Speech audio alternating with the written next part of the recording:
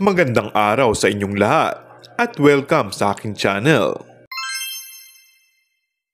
Nagstay sa Puerto Galera si Coco Martin para sa Holy Week vacation nito noong March 27 to 29. Nagstay ito sa resort ni Willie Revillame.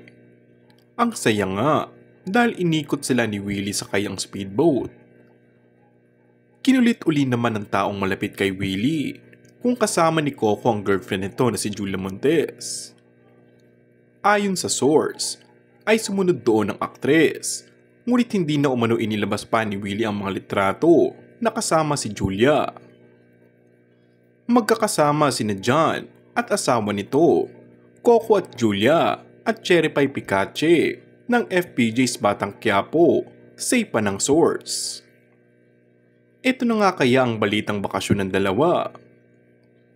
Pagkatapos pala kasi ng birthday ng aktres, ay nakaset na ang lahat na yun dahil nakapag-advance taping na siya sa Batang Quiapo. Ito rin umano marahil ang isa sa mga regalo ni Coco kay Julia matapos ang 29th birthday nito. Ayon sa bida ng Batang Quiapo, gusto niya rin namang magpahinga at mag-enjoy.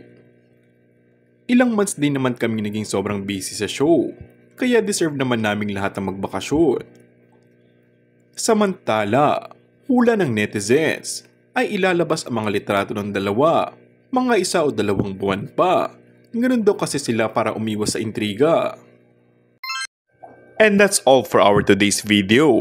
Kung bago ka lang sa aking channel ay mag-subscribe at pindutin na rin ang notification bell. Maraming salamat!